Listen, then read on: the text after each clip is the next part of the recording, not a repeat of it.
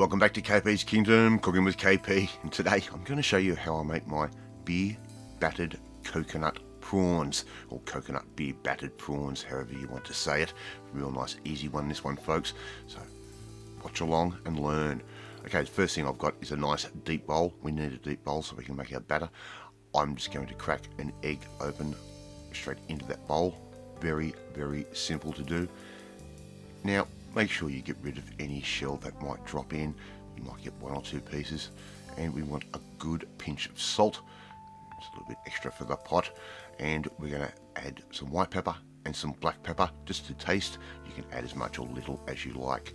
I'm going to add in one 50-gram sachet of coconut milk powder. Alright, that's right. That's how we're going to get the flavour in. And we're going to add in around about 1/2 to 3/4 of a cup of self-raising flour. Okay, that goes straight in. What we're going to do is we're going to start making this beautiful beer batter. Use a light tasting beer. We don't want the beer to be too strong. The reason we're using the beer is the yeast in that beer will make it nice and light and fluffy and crunchy, which is exactly what we want. Okay, so we're just going to slowly add the beer until we get the batter that we want, the right consistency that we want. And what we're looking for is something that's going to be sort of thick, but not too thick, but it's going to stick to the prawns and also give us a nice fluffy coverage. So just mix that through, add as much or little beer as we need.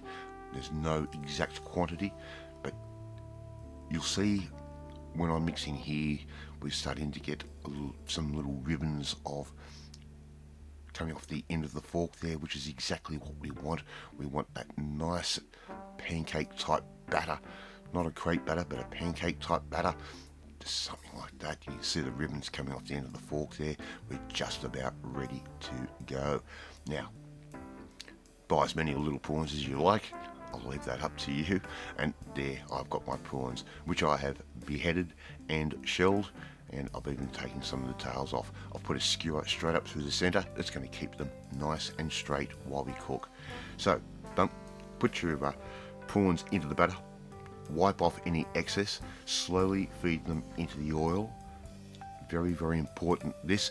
By slowly feeding them into the oil, we're starting to cook that batter off, and they won't go to the bottom and sink and stick to the bottom of our deep fryer, and then we end up with a huge mess that we need to clean.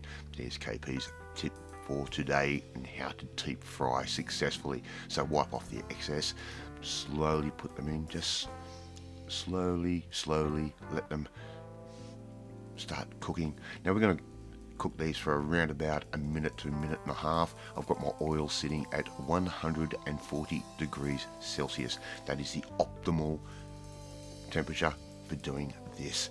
Once they float and they've gone nice and brown, looking nice and crunchy, we can take them out and put those onto some absorbent paper, and that way we'll get rid of any of that excess oil and we won't end up with a greasy prawn. They'll still be nice and crunchy. Now continue with the rest of your prawns, just like I am doing right there. And if you haven't had a coconut prawn before, wow, you don't know what you're missing. If you haven't had a beer battered prawn before, you don't know what you're missing. But I tell you what, when you get a coconut beer battered prawn, it is just all the pleasure all the time, and it's a party in your mouth. It is a perfect little entree size, or even a party type food. You can serve them on those sticks if you wish. Be absolutely beautiful, and your guests will love them. Alright, time to plate up. I'm going to show you a couple of tricks here. First of all, we've got some leftover fried rice. Turn your plate upside down. Our rice is in a ramekin, which we've firmly packed that rice in. I'm going to give that a little knock on the door, and it's going to loosen that rice up, ready to come out. Just lay your prawns straight down, as many or little as you require, just like that, and lift off your ramekin. And how cool does that little rice stack look? Add in some of your satay sauce, and don't forget, go back and watch that video on how to make that satay sauce from scratch. It is really simple, it is easy, and it tastes great. Serve up with a little bit of coriander, and there you go. KP's coconut beer battered prawns. How easy was that? Alright, thank you so much for watching this video. I really do appreciate it. If you like this video, hit that like button. It gives me confidence. It should make you feel warm and fuzzy too. Don't forget to share this video with all your friends on all platforms of social media. Hit that notifications bell, you'll be notified every time a new video goes up. But if you want to learn how to make really cool little meals like this or snacks like this, well, you need to come and join the family, my family. Hit the subscribe button and you'll never miss another one of my videos again. I'm off to eat my coconut beer battered prawns and satay sauce, and I will catch you next time. Bye.